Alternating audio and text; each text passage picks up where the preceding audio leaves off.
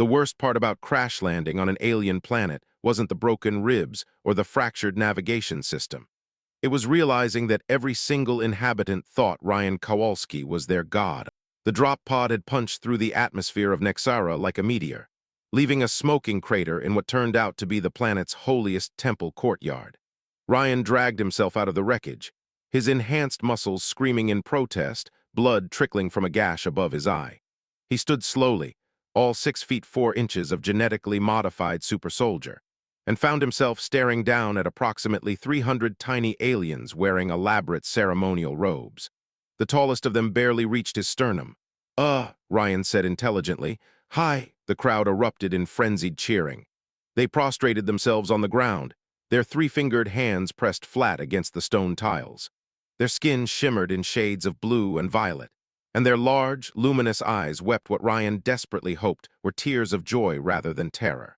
An elderly alien shuffled forward, his robes more elaborate than the others, covered in geometric patterns that hurt to look at directly. He tilted his head back to meet Ryan's gaze, his neck craning at an uncomfortable angle. "The prophecy speaks truth," the old alien's voice warbled like a poorly tuned instrument. "The Mighty One descends from the stars in a chariot of fire, come to deliver us from the tyranny of our oppressors." Ryan blinked. His combat training had prepared him for approximately 63 different first contact scenarios. Religious deification wasn't on the list. "Listen, I think there's been a mistake. I'm just behold his modesty," another alien shrieked from the crowd. "Truly, he is as the texts foretold." Ryan rubbed his temples, feeling the beginning of what promised to be an exceptional headache.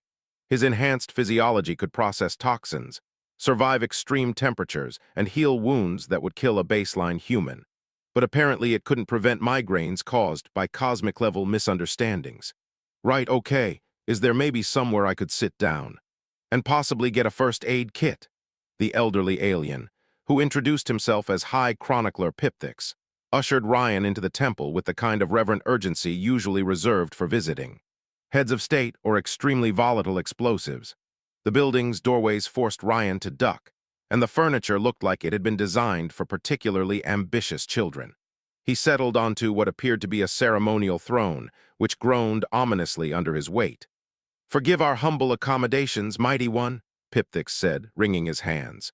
"We did not expect your arrival for another 3 solar cycles." "Yeah, about that." Ryan accepted a cup of something that smelled like fermented moss. "I'm not whoever you think I am. My name is Ryan Kowalski, Specialist First Class, Terran Expeditionary Corps. My ship, the Valiant Dawn, got hit during a skirmish near the Outer Rim. I ejected, and my pod's navigation got fried. This was supposed to be an uninhabited system."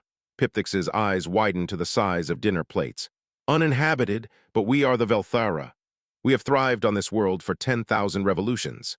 "Yeah, our long-range scans really need an upgrade," Ryan muttered. He took a cautious sip of the drink, which tasted like fermented moss mixed with disappointment. "Look, I appreciate the welcome and all, but I need to contact my fleet. Do you have any communication technology, long-range transmitters?" The High Chronicler's expression shifted to something that might have been confusion. "Technology? You mean the sacred artifacts of the ancients?" This was going to be a problem. Ryan spent the next hour trying to explain modern technology to a civilization that had apparently peaked at Middle Ages engineering. The Velthara had radio, but only for local broadcasts. They had electricity, but generated it using geothermal vents and elaborate water wheels. Their most advanced computer was an abacus with delusions of grandeur.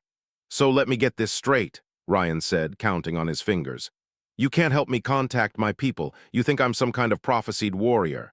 And you're currently being oppressed by." He consulted the crude map Pipthix had drawn.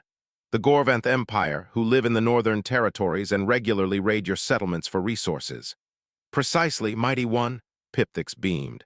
"And now you shall lead us to glorious victory. I really won't, though. Your humility knows no bounds." Ryan closed his eyes and counted to 10, then 20. Then he gave up and just accepted his fate. The problem he discovered over the next few days was that the Velthara weren't entirely wrong about needing help. The Gorvanth were about 5'2", which made them absolute giants by local standards.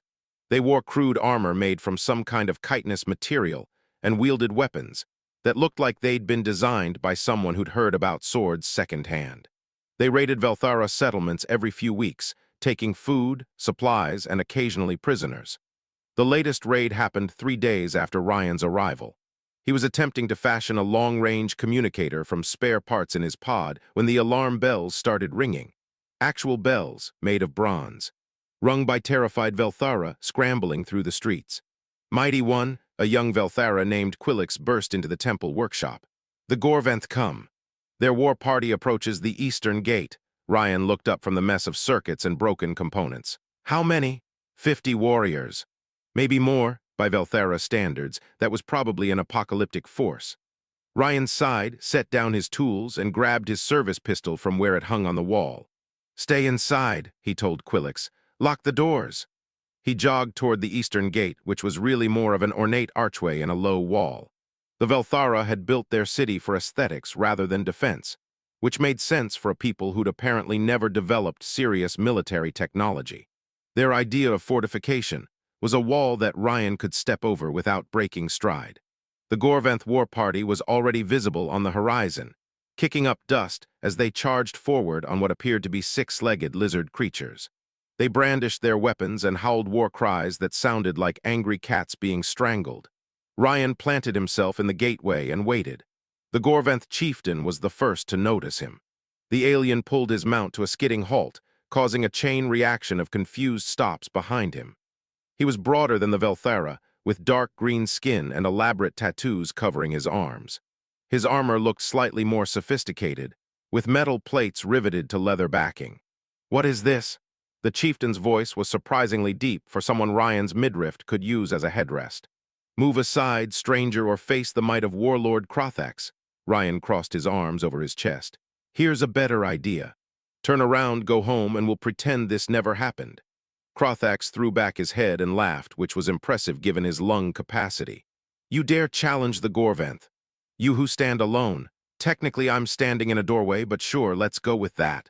The warlord's expression darkened. He raised his sword, a genuinely decent piece of craftsmanship, Ryan noted, and kicked his mount forward. Then die, fool!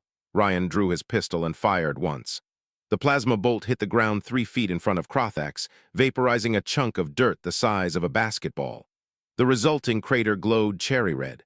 The entire Gorventh war party froze. That was a warning shot, Ryan said conversationally. The next one won't be, so I'll ask again, are we doing this or are you turning around? Crothax stared at the smoking crater. His mount, demonstrating more survival instinct than its rider, began backing up without input. The warlord's grip on his sword had gone slack. You are the one, he whispered. The prophesied destroyer. The text spoke true. Oh, for the love of God, not you too. But Crothax was already dismounting, kneeling in the dust with his sword laid flat before him. His warriors followed suit, creating a cascading wave of genuflection that looked more choreographed than it probably was. Great warrior, Crothax said, his voice shaking. We did not know. We did not believe. Forgive our transgression. Ryan holstered his pistol and rubbed his face with both hands. Does everyone on this planet have the same prophecy? The ancients left their warnings for all peoples, Crothax explained, still kneeling. When the sky burns and the giant descends, bearing weapons of light and thunder, the age of strife shall end. We thought it mere legend.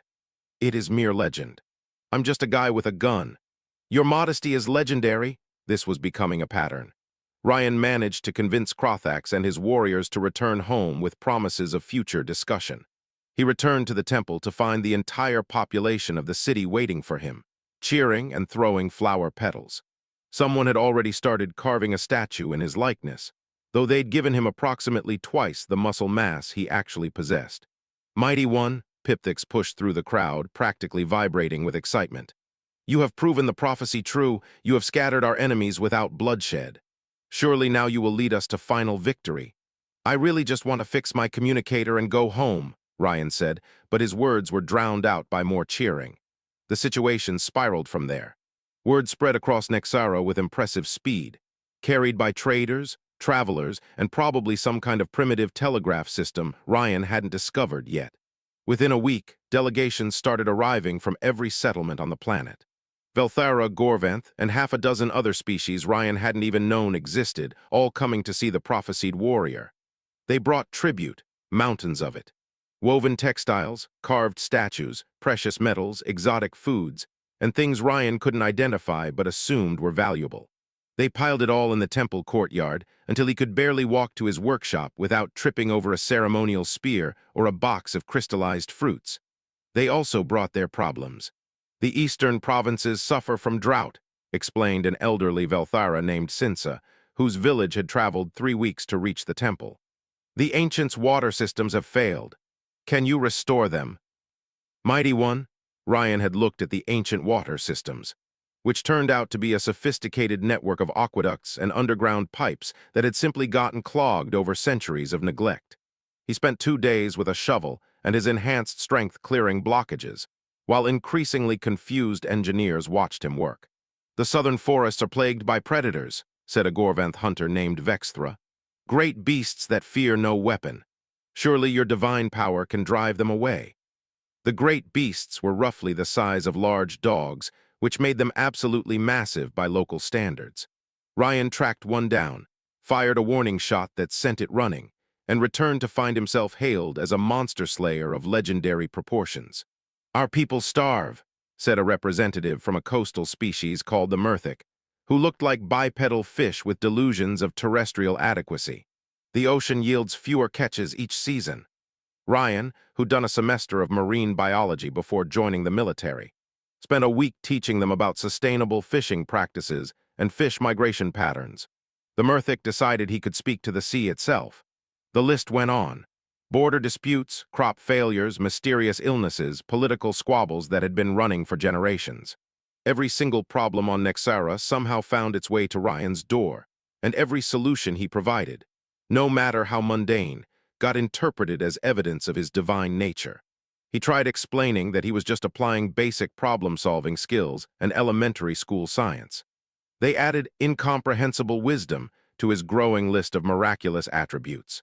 3 weeks after the crash, Ryan was sitting in his workshop, surrounded by salvaged components that stubbornly refused to become a functioning transmitter. His hands were covered in grease, his back ached from sleeping on furniture designed for people half his size, and he was seriously considering just walking into the wilderness and becoming a hermit. Quillix appeared in the doorway, wringing his hands nervously. Mighty One, High Chronicler Pipthix requests your presence in the council chamber. It is a matter of great importance. Is someone dying? No, Mighty One. Is something on fire? Not currently, Mighty One. Then it can wait. Ryan returned to his work, trying to coax a response from the pod's backup power cell. He said to tell you it concerns the grand unification. Ryan's hand slipped, and he nearly electrocuted himself on an exposed wire. The what? The council chamber was packed with representatives from every major settlement on Nexara. Velthara, Gorvanth, Murthic, and species Ryan still didn't have names for, all crammed into a space designed for maybe 30 occupants. They'd arranged themselves in a rough semicircle, with an empty throne-like chair at the center that Ryan strongly suspected was meant for him. He was right. Mighty One, Pipthix began, once Ryan had reluctantly taken his seat. In the 3 weeks since your arrival, you have accomplished what we could not achieve in 3,000 years. You have brought peace between traditional enemies. You have solved problems that plagued generations. You have shown us that cooperation yields greater rewards than conflict. Ryan had a bad feeling about where this was going. Therefore, Pipthix continued, the assembled representatives of Nexara humbly request that you accept the position of Supreme Arbiter, to lead our newly formed planetary council, to guide us toward a united future. The chamber erupted in applause. Every species present was cheering, stamping their feet, or making whatever noise their biology considered celebratory. Ryan raised his hands for silence. It took several minutes to achieve. I appreciate the offer, really I do, but I can't stay. My people are out there somewhere, probably looking for me. I have a duty to return. But the prophecy, someone started. There is no prophecy, Ryan stood, his voice echoing off the chamber walls. I'm not divine, I'm not legendary. I'm just a soldier who got lost. Everything I've done here you could have done yourselves if you just tried. The water systems, basic maintenance. The predators, loud noises scare animals. The fishing problems, understanding migration patterns. None of it required a prophesied savior. It just required people willing to think and work together. The silence that followed was deafening. Then Krothax stood. Mighty One, with respect, you do not understand. For generations, Gorvanth and Velthara have been enemies. Our peoples have killed each other over resources, territory, old grievances. Yet when you arrived, you treated us the same. You showed no favor. You solved problems without asking if they belonged to your chosen people. You proved that cooperation works. You proved it, Ryan countered. I just gave you permission to try. Since arose next. In my village, we have a saying, the teacher who believes they teach nothing teaches the most valuable lessons. You showed us our own potential, Mighty One. That is greater than any miracle. More representatives stood, each offering their perspective, their gratitude, their desperate hope that he would stay. Ryan listened to all of it, feeling the weight of their expectations settling on his shoulders like a physical burden. Finally, he held up his hands again. What if I promise to stay until we get a proper government established? Help you set up systems that don't require a super soldier to maintain. Then when my people come, and they will come, I'll be free to leave. Deal? The cheering started before he'd finished speaking. The next month was a blur of activity. Ryan helped draft what was essentially Nexara's first planetary constitution, drawing on vague memories of his high school civics class and hoping he wasn't accidentally creating a dictatorship. They established a rotating council seat, with representatives from each region serving fixed terms. They created a judicial system based on restorative justice rather than punishment. They even set up a basic police force to handle disputes without violence.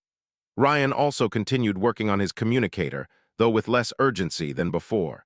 Part of him had accepted that rescue might not come. The outer rim was vast, and one missing soldier wasn't worth the resources to search indefinitely. He'd be listed as MIA, eventually presumed dead, and his squad would move on. The thought bothered him less than it should have.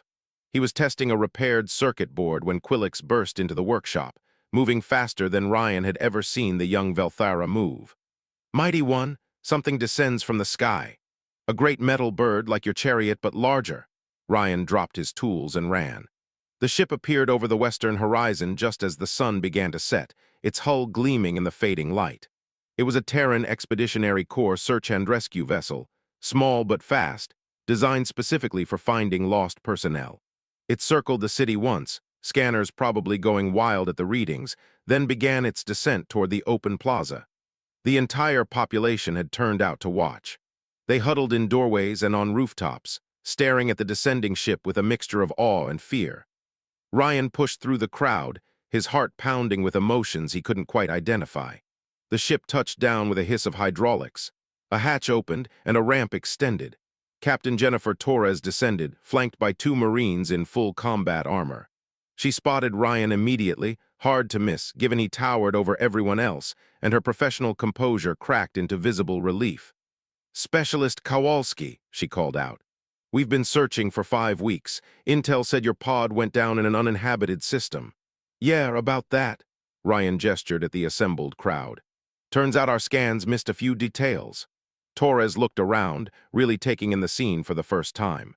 Her hand drifted toward her sidearm, relaxed when she saw that none of the locals appeared hostile. "I see. Are you in danger? Do you require extraction?" It was a simple question, standard protocol. Ryan was military personnel recovered from a crash site. The answer should have been automatic. "Can I have a minute?" he asked instead. Torres frowned but nodded. Ryan turned to find Pipthix standing at the front of the crowd, his expression carefully neutral. "Your people have come for you," the High Chronicler said. "As you always knew they would." "Yeah."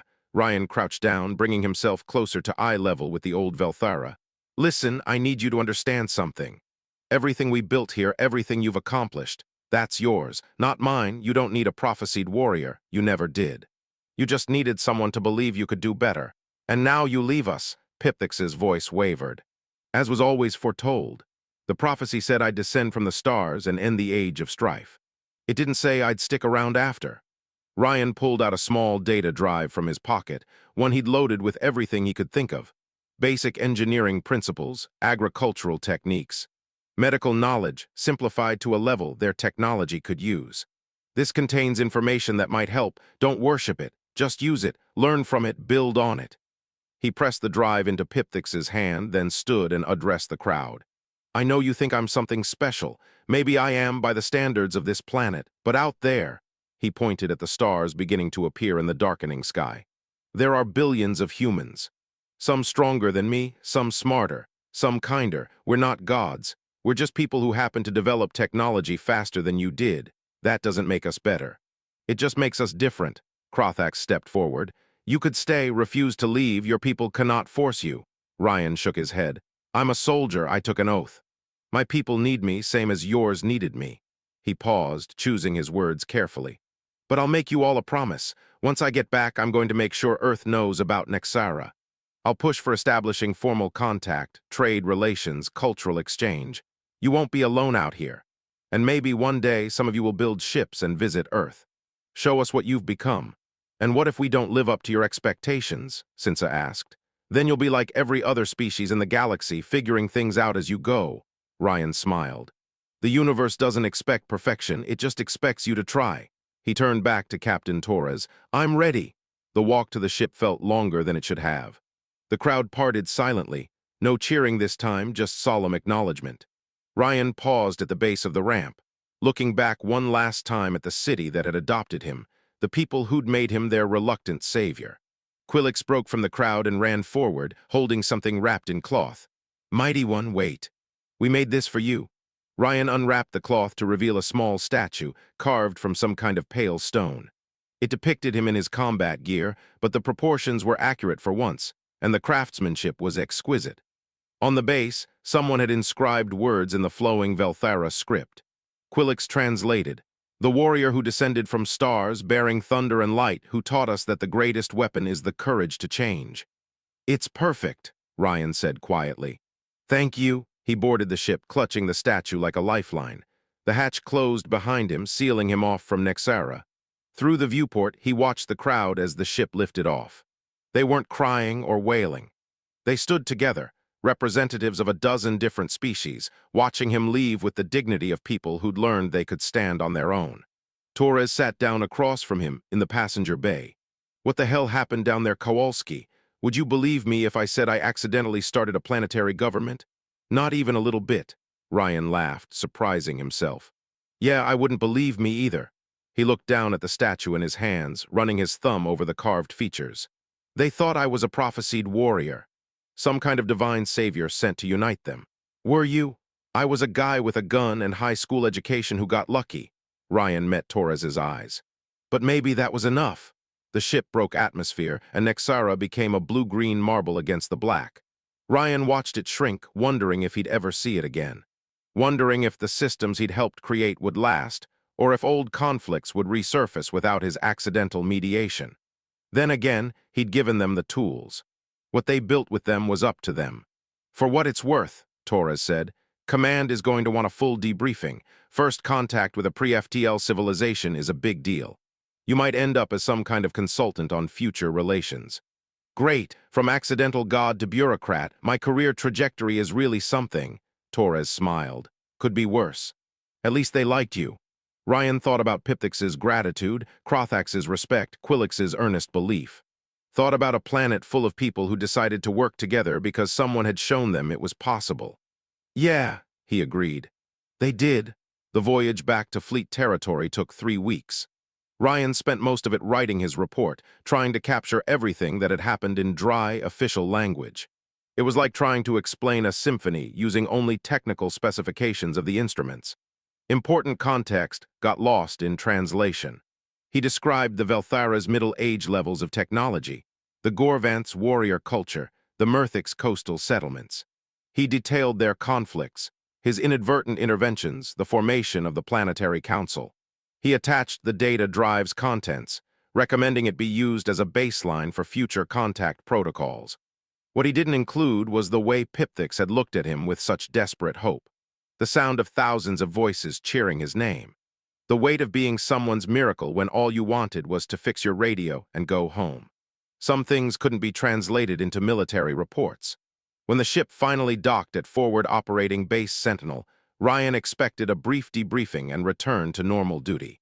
Instead, he found himself summoned to a conference room containing 3 admirals, a xenoanthropologist, and someone from the diplomatic corps, who introduced herself only as Director Walsh, before immediately correcting herself to Director Graham. They grilled him for 6 hours. Every decision, every interaction, every word he'd spoken to the Nexara natives got dissected and analyzed. The xenoanthropologist, Dr. Patricia Jones, seemed particularly interested in the prophecy. "You're certain it existed before your arrival?" she asked for the third time. "Pipthix showed me texts that were hundreds of years old," Ryan confirmed. "Stone carvings, illuminated manuscripts, the whole deal. All describing someone fitting my general description, showing up and changing everything. Remarkable, a genuine predictive mythology that came true." Dr. Jones made notes on her tablet. Though, of course, the prophecy's vagueness allowed it to apply to any sufficiently different being. Classic confirmation bias. "So I wasn't actually chosen by cosmic forces, not unless you believe in cosmic forces. Good to know."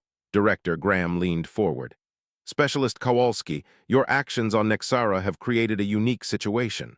By all accounts, you've established the foundation for a stable, unified planetary government. You've also made yourself the central figure in what will likely become this civilization's founding mythology." "I tried really hard not to," Ryan pointed out. "Nevertheless, the situation stands. Which brings us to an important question. How would you like us to proceed with formal contact?" Ryan blinked. "You're asking me? You know these people better than anyone else in the Terran sphere. Your insights would be invaluable in shaping our approach. We can go slow, establish distant observation posts, and wait for them to develop FTL. We can offer limited assistance, provide technology and guidance while maintaining clear boundaries. Or we can fast-track integration, bring them into the galactic community immediately." It was a bigger decision than any soldier should have to make. Ryan thought about Nexara, about the people who'd trusted him, believed in him, built something new because he'd accidentally shown them it was possible. "Slow," he said finally. "They need time to grow on their own terms. We can establish an embassy, offer the council a way to contact us if they need help. But no technology dumps, no cultural interference. Let them figure out who they want to be without us hovering over their shoulders." Admiral Rodriguez, the ranking officer, nodded approvingly. "A conservative approach. Wise given the circumstances." She glanced at her colleagues, received subtle nods. "Very well, Specialist Kowalski, we'll follow your recommendation. However, this does create another complication." "Of course it does," Ryan muttered. "You've become a significant historical figure to an entire planet. Eventually, they'll develop space travel. They'll want to find you, verify their mythology. How do you want to handle that?" Ryan thought about Quillix's statue, currently sitting on his bunk. About a planet full of people who thought he was something more than human. "Tell them the truth. I'm Ryan Kowalski from Iowa. I like old movies and terrible coffee. I got lucky and helped some people when they needed it, that's all. And if they don't believe you, then that's their problem, not mine." Ryan stood, suddenly exhausted. "Are we done here?" Director Graham smiled. "One more thing. How would you feel about a transfer to the diplomatic corps? We could use someone with your unique experience in first contact situations." "I'm a soldier, not a diplomat. You successfully negotiated peace between species that had been at war for generations. You established governmental structures on a planet with no prior experience in unified governance. You did this while pretending not to be a god." Director Graham's smile widened. "Specialist, you might be the best diplomat we've got." Ryan thought about it. Thought about going back to his unit, to the simple clarity of military objectives and clear chain of command. Thought about the alternative. More situations like Nexara, more chances to accidentally change entire civilizations. "Can I think about it? Take all the time you need." 2 months later, Ryan stood in the embassy landing bay on Nexara, wearing a diplomatic corps uniform that still felt wrong. Director Graham had talked him into a temporary assignment, just long enough to formally establish relations and hand things off to a permanent ambassador. 3 months, maybe 4. He'd made it clear he wasn't staying forever. The landing ramp descended, and Ryan stepped out into familiar chaos. The plaza had been expanded since his departure, paved with colorful stones arranged in geometric patterns. A new building dominated the western edge, the Planetary Council Hall, built to accommodate representatives from every region. And waiting at the base of the ramp, looking exactly as he remembered, was Pipthix. "Mighty One," the High Chronicler said, then caught himself. "Forgive me, Ambassador Kowalski. Welcome back to Nexara. It's still just Ryan." He shook Pipthix's hand, careful of his enhanced strength. "How are things different?" Pipthix gestured at the council hall. "We have had our first major dispute. The coastal regions want to expand fishing territories into areas the southern provinces consider sacred. Both sides came to us instead of raising weapons. It is progress, I think. It definitely is. Ryan followed Pipthix toward the hall, noting the changes in the city. New construction everywhere, built to accommodate mixed populations. Velthara and Gorventh walking side by side. A Murthic merchant arguing cheerfully with a species Ryan didn't recognize over the price of dried fish. "You were right, you know," Pipthix said quietly. "We did not need a god. We needed permission to be better than we were. You gave us that. You gave it to yourselves. I just happened to be there. And yet, here you are again. The prophecy said you would return when we needed you most." Pipthix's eyes sparkled with amusement. "Or perhaps it is mere coincidence," Ryan laughed. "You know it's coincidence." "I know. But the children enjoy the story better the other way." They reached the council hall, where representatives were already gathering for Ryan's formal presentation of credentials. He recognized some faces, saw new ones, noticed how the seating arrangements had evolved to prevent any one species from dominating the others. They'd done this without him. While he'd been gone, they'd kept building, kept trying, kept proving that cooperation worked better than conflict. Maybe he had been what they needed, not a warrior or a savior, but a catalyst. Someone different enough to make them question their assumptions, ordinary enough to show them that change was possible. Or maybe Pipthix was right, and it was all just cosmic coincidence. Either way, Ryan thought as he stepped up to address the council, it had turned out pretty well. "People of Nexara," he began, his voice carrying across the hall. "I come before you not as a warrior or a prophet, but as a representative of the Terran people. We've watched your progress these past months with great interest and greater respect. You've built something remarkable here. Something worth protecting, worth nurturing, worth sharing with the galaxy." He paused, making eye contact with as many representatives as his height would allow. "My government has authorized me to offer Nexara formal recognition as a sovereign planetary government. We're prepared to establish permanent diplomatic relations with all the trade and cultural exchange that implies. But I want to be clear, this is an offer of partnership, not patronage. We're not here to rule you or guide you. We're here to stand beside you as equals."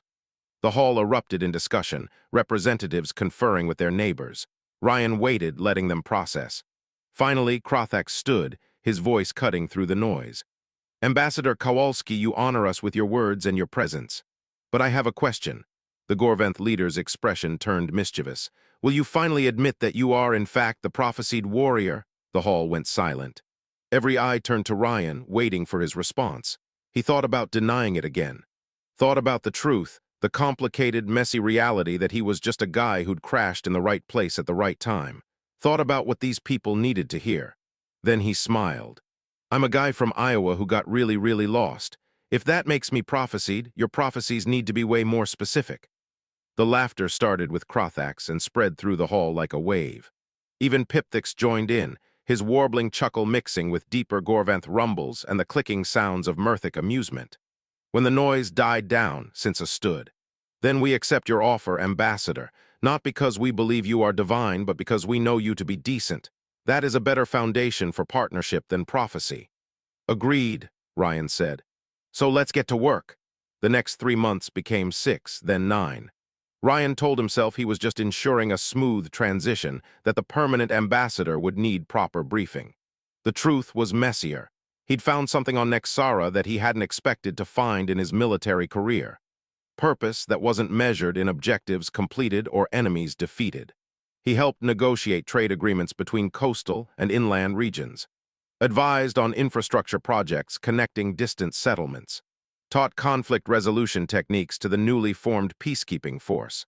Watched a planet slowly, painfully, beautifully learn to function as a unified whole. And he watched them teach him in return.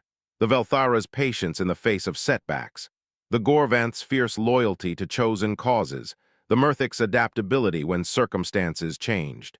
Each species brought strengths, compensating for each other's weaknesses in ways that made the whole stronger than its parts.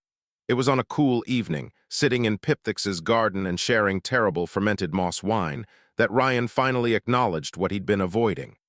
"I don't want to leave," he admitted. Pipthix looked unsurprised. "Then stay. It's not that simple. I have a career responsibilities.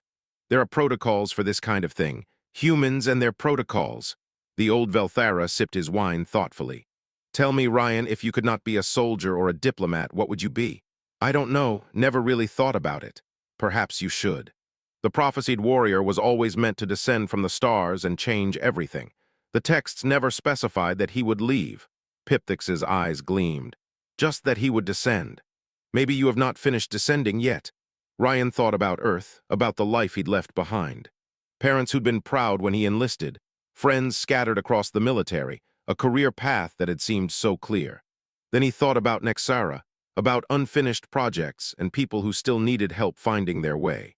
You're saying I should resign my commission. I am saying you should do what makes you happy. Everything else is details. 3 weeks later, Ryan filed the paperwork. Director Graham tried to talk him out of it, pointing out everything he'd be giving up. Pension, advancement opportunities, the entire structure of military life. Captain Torres, visiting on a supply run, was more direct. You're insane, she said. You're throwing away a career to stay on a backwater planet playing referee to aliens who think you're magic. They don't think I'm magic anymore, Ryan corrected. Now they just think I'm useful. That's worse, at least gods get worshipped, useful people just get more work piled on them. Yeah, Ryan grinned, it's great. Torres shook her head but smiled. Fine, be crazy, but when you get tired of playing diplomat, there's always a spot for you back in the Corps. I'll keep that in mind. He didn't think he'd need it. Ryan Kowalski's official title became Special Liaison to the Nexara Planetary Council, which was a fancy way of saying he did whatever needed doing. Some days that meant mediating disputes. Other days it meant teaching engineering classes. Sometimes it just meant being tall enough to change light bulbs in buildings designed by species with different height priorities. Quillix, now an apprentice engineer, appointed himself Ryan's unofficial assistant and constant shadow.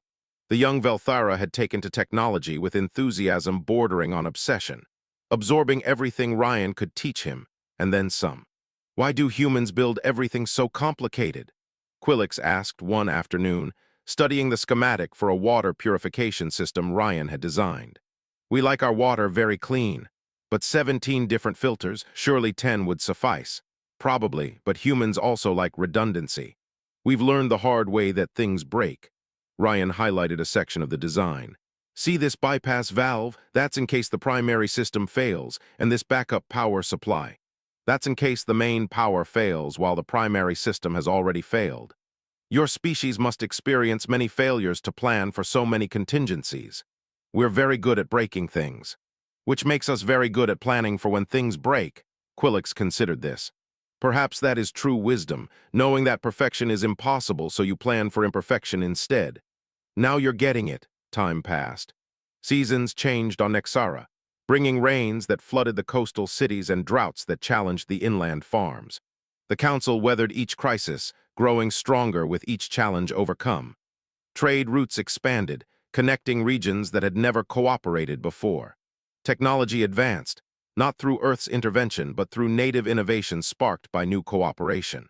Ryan watched it all with pride that wasn't quite paternal but wasn't entirely professional either. These were his people now, as much as any human population. He'd bled for them, worked for them, stood with them through struggles they hadn't asked for, and victories they'd earned themselves. 5 years after his crash landing, the Planetary Council voted to fund Nexara's first space program.